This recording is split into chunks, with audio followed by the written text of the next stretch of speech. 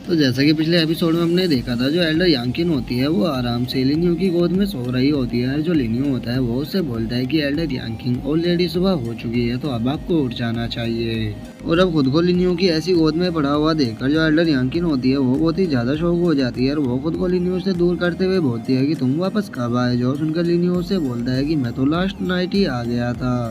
और अब जो एल्डर यांकिन होती है वो वहाँ से जाने लगती है और वो जाते हुए लिनियो से बोलती है कि सेंट किंग मैं अब यहाँ से जा रही हूँ, क्योंकि जो रेड हेवन पवेलियन का सेक्ट मास्टर जियाओ है वो बहुत ही जल्द आने वाला होगा। जो सुनकर लिनियो उससे बोलता है कि ठीक है तुम जा सकती हो। और अब वहाँ से जाते हुए जो एल्डर यांकिन होती है वो अपने मन में सोचने लगती है कि मैं पूरी रात इसकी गोद में पड़ी रही, सच में ये तो काफ़ी शर्म की बात है। और ये सब सोचते हुए एल्डर यांकिन वहाँ से जा ही रही होती है, लेकिन तभी हम देखते हैं कि जो शायर होती है वो वहाँ पर आ जाती है और एक दूसरे को सामने देखकर वे दोनों बहुत ही ज़्यादा शौक हो जाते हैं। और अब अपने मास्टर को वहाँ पर देखकर जो शायर होती है वो थोड़ा एम्बेरस फील करने लगती है और वो थोड़ा एम्बेरस होते हुए अपने मास्टर से बोलती है कि मास्टर मुझे यहाँ पर सेक्ट मास्टर सूजी ने भेजा था ताकि मैं सेंट किंग को बता सकूँ कि जो रेड हेवन पवेलियन का मास्टर जियाओ है वो बहुत ही जल्दी यहाँ पर आने वाला है। लेकिन मास्टर आप यहाँ पर क्या कर रही हो।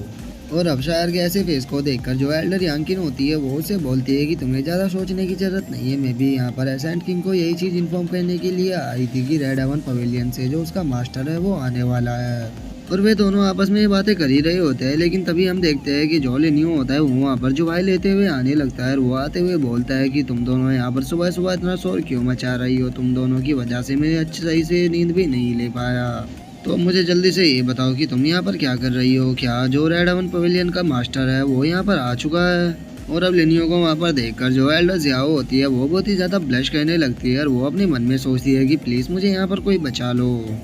और अब हमारा जो व्यू होता है वो सेक्ट मास्टर सूजी और उसके एल्डरों पर आ जाता है और हम देखते हैं कि उनके सामने ब्लैक कलर के बादल आ रहे होते हैं जिनके अंदर से पिंक कलर की एनर्जी निकल रही होती है। और तभी हम उन बादलों के ऊपर देखते हैं कि कुछ आदमी खड़े होते हैं और अब हमें पता लगता है कि ये बंदा रेड हेवन पवेलियन का सेक्ट मास्टर जियाओ है और उसके पीछे उसके कुछ डिसाइपल खड़े हुए हैं। और वांगजियान पवेलियन को देखकर जो जियाओ होता है वो बोलता है मेरे पुराने दोस्त हो, बहुत टाइम हो गया जब से हम एक दूसरे से नहीं मिले। मैंने नहीं सोचा था कि अगर मैं तुम लोगों से यहाँ पर मिलने आऊँगा तो तुम मेरा इतने अच्छे से यहाँ पर खड़े होकर स्वागत करोगे। और जियाओ की इस बात को सुनकर जो सेक्ट मास्टर सूजी होती है वो चिल्लाते हुए उससे बोलती है कि सीनियर जियाओ आप हमारे वांगजियान पवेलियन में क्या करने के लिए आए हो। और सेक्ट मास्टर सूजी को ऐसा गुस्से में देखकर जो जियाओ होता है वो मुस्कुराते हुए उससे बोलता है कि अरे इतना टाइम हो गया हम एक दूसरे से नहीं मिले, तो मैं तुम्हें मिस कर रहा था, इसीलिए मैं तुमसे मिलने के लिए यहाँ पर आ गया। क्या मैं तुम लोगों से मिलने के लिए भी नहीं आ सकता हूँ। और इतना बोलते हुए जो जियाओ होता है वो अपने उस ब्लैक कलर के बादल के ऊपर से उतरते हुए जो सेकंड एल्डर होता है उसके पास आ जाता है और उससे बोलता है कि सेकंड एल्डर बहुत टाइम हो गया जब से हम एक दूसरे से नहीं मिले, तो और बताओ तुम्हारी जो इंजरी है वो अब कैसी है। और हम देखते हैं कि जियाओ की इस बात को सुनकर जो सेकंड एडलर होते हैं वो थोड़ा घबराने लगते हैं और वे घबराते हुए उससे बोलते हैं कि अरे वो तो छोटी सी इंजरी थी, वो तो कब की हील भी हो गई, तो तुम्हें उसकी चिंता करने की कोई भी ज़रूरत नहीं है। जो सुनकर जो जियाओ होता है वो उससे बोलता है कि अरे ये तो बहुत ही अच्छी बात है कि तुम्हारी इंजरी हील हो चुकी है, तो चलो क्या कहते हो एक फाइट हम दोनों में दोबारा से हो जाए। और जियाओ की इस बात को सुनकर जो सेक्ट मास्टर सूजी होती है वो चिल्लाते हुए उससे बोलती है कि सेक्ट मास्टर जियाओ आप यहाँ पर पर्सनली आए हैं, वो भी एक छोटी सी फाइट करने के लिए, हमें बेवकूफ़ बनाना बंद कीजिए और साफ साफ बताइए कि आप यहाँ पर क्यों आए हैं। और अब सेक्ट मास्टर सूजी की इस बात को सुनकर जो सेक्ट मास्टर जियाओ होता है वो हंसने लगता है और वो हंसते हुए उससे बोलता है कि तुम जानती हो कि बहुत ही जल्द टूर्नामेंट स्टार्ट होने वाला है, तो इसीलिए मैं अपने स्टूडेंटों को यहाँ पर लेकर आया हूँ। और इतना बोलकर जो सेक्ट मास्टर जियाओ होता है वो ऊपर इशारा करते हुए बोलता है कि वहाँ देखो जो वे ऊपर खड़े हुए हैं वे मेरे 4 डिसाइपल हैं जिन्हें कि मैं यहाँ पर लेकर आया हूँ, और मैं चाहता हूँ कि मेरे उन चारों डिसाइपलों से तुम्हारे सेक्ट के 4 डिसाइपल फाइट करें। इससे हम दोनों के ही डिसाइपलों का फायदा होगा और वे एक दूसरे से फाइट करके एक दूसरे से कुछ सीख पाएंगे। और अब रेड हेवन पवेलियन के उन चारों डिसाइपलों को देखकर जो वांगजियान पवेलियन के डिसाइपल होते हैं उनकी तो हालत ही खराब होने लगती है और वे डरते हुए बोलते हैं कि ये तो चारों के चारों रीइंकार्नेशन रियल एम्पर है। तभी दूसरा बोलता है कि इनसे हम खुद को कंपेयर भी कैसे कर सकते हैं, ये तो पूरी तरह से मॉन्स्टर है।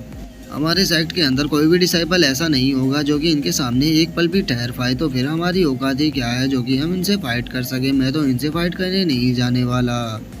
और उन चारों डिसाइपलों को देखकर जो सेक्ट मास्टर सूजी होती है वो भी थोड़ा शौक हो जाती है और वो शौक होते हुए बोलते हैं कि इन चारों डिसाइपलों की उम्र 20 साल से ज़्यादा नहीं है, लेकिन उसके बाद भी इनके कल्टीवेशन का जो लेवल है वो सच में बहुत ही ज़्यादा है। आखिर इस रेड हेवन पवेलियन को इस प्रकार के मॉन्स्टर डिसाइपल कहाँ से मिल गए। और सेक मास्टर सूजी के इतना सोचते ही हमारा जो व्यू होता है वो फिफ्थ एल्डर पर आ जाता है कि जो कि जियाओ से बोलता है कि सीनियर जियाओ, आपको क्या लगता है कि जो ये आपके चारों डिसाइपल है ये बहुत ही ज्यादा पावरफुल है? कहीं आप ये तो नहीं सोच रहे हैं कि आपके इन चारों डिसाइपलों को हमारे सेक्ट में से कोई भी नहीं हरा सकता? मैं आपकी जानकारी के लिए बता दूं कि हमारे सेक्ट के अंदर काफी सारे ऐसे डिसाइपल है जो कि अकेले ही तुम्हारे इन चारों डिसाइपलों को हरा सकते हैं। और फिफ्थ एल्डर को ऐसे गुस्से में देखकर जो जियाओ होता है वो हंसते हुए उससे बोलता है कि अरे ये एल्डर तो कुछ ज्यादा ही गुस्से में लग रहा है, लेकिन अगर मैं यहाँ के डिसाइपलों की हालत तो देखूं वे तो बहुत ही ज्यादा डरे हुए लग रहे हैं और उन्हें देखकर मुझे नहीं लगता कि वे मेरे डिसाइपलों से फाइट कर पाएंगे। तो फिर क्यों ना तुम ही मुझसे फाइट कर लो, क्योंकि वैसे भी तुम मुझे कुछ ज्यादा ही जोश में लग रहे हो।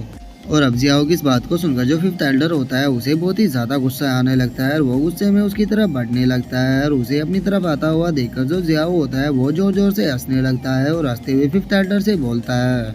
एल्डर आप तो कुछ ज्यादा ही जोश में लग रहे हो और लगता है कि आप मुझसे फाइट करना चाहते हो, तो फिर आप फाइटिंग प्लेस पे क्यों नहीं चलते? क्योंकि मुझे नहीं लगता कि ये लड़ने की जगह है। तो चलो हम स्टेज पे चलकर थोड़ा मजा करते हैं।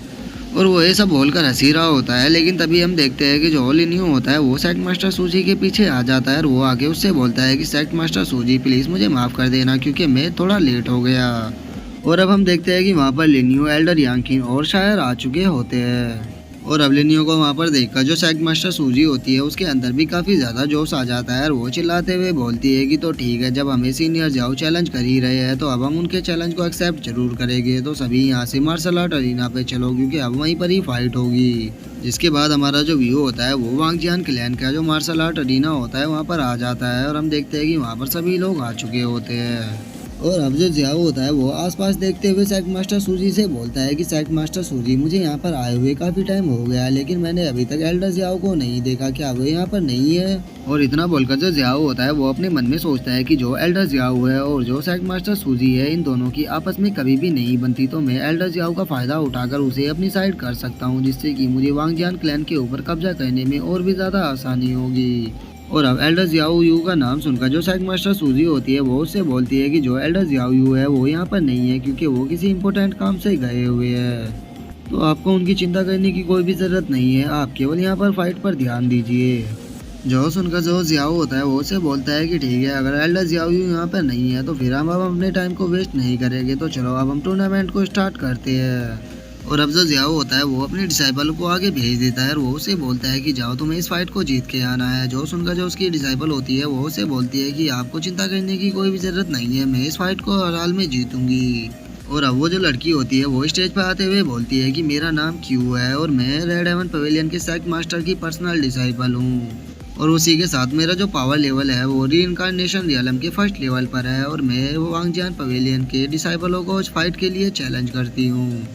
और अब उस लड़की की पावर लेवल को सुनकर वहाँ पर जो डिसाइपल खड़े होते हैं उनकी हालत तो और भी ज़्यादा ख़राब हो जाती है। वे डरते हुए बोलते हैं कि क्या ये रीइंकार्नेशन के फर्स्ट लेवल पर है, मैं तो इससे फाइट करने बिल्कुल भी नहीं जाने वाला। और अब अपने डिसाइपलों की ऐसी हालत को देखकर वहाँ पर जो तीनों एल्डर खड़े होते हैं वे आपस में बातें करने लगते हैं। जो सेकंड एल्डर होता है वो फर्स्ट एल्डर से बोलता है कि फर्स्ट एल्डर क्या तुम्हारे पास कोई ऐसा डिसाइपल है जो इससे फाइट कर सके? जो सुनकर फर्स्ट एल्डर बोलता है कि नहीं, मेरे पास कोई भी ऐसा डिसाइपल नहीं है जो कि फाइट कर सके। और वो थर्ड एल्डर से बोलता है कि थर्ड एल्डर क्या आपके पास कोई ऐसा डिसाइपल है जो कि इनसे फाइट कर सके? जो सुनकर थर्ड एल्डर भी मना कर देता है। और अब जो सेकंड एल्डर होता है वो लिनियो के पास जाकर उसके आगे झुकते हुए बोलता है कि ओल्ड मैन आपसे पूछना चाहता है कि क्या सैंड किंग हमारी हेल्प करेगी, क्योंकि हमारे पास कोई भी ऐसा डिसाइपल नहीं है जो कि इस लड़की से फाइट कर सके। और अब सेकंड एल्डर को वहाँ पर देखकर जो लिनियो होता है वो उससे बोलता है कि वो तुम ही थे जो कि कल मेरे डिसीजन को मानने से मना कर रहे थे, तो फिर अब तुम मुझसे मदद मांगने के लिए क्यों आ रहे हो?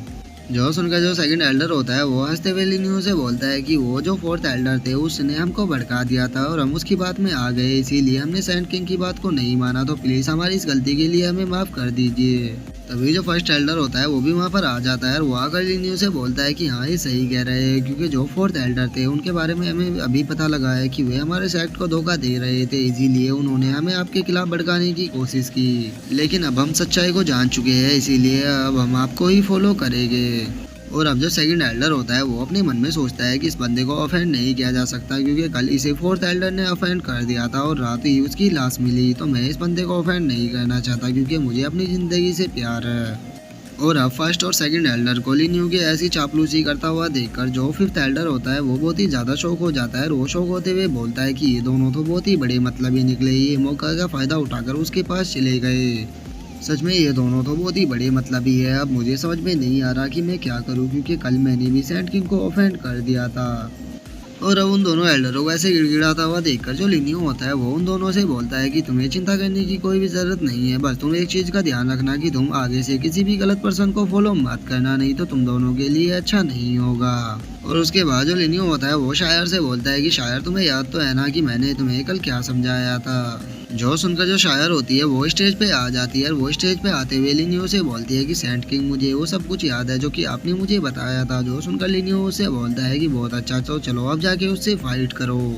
और लिन्यू के इतना बोलते ही जो हमारा आज का एपिसोड है वो यहीं पे खत्म हो जाता है। तो अगर वीडियो अच्छी लगी हो तो वीडियो को लाइक करना, चैनल को सब्सक्राइब करना। मैं मिलता हूँ नेक्स्ट एपिसोड में, तब तक के लिए बाय बाय गाइस।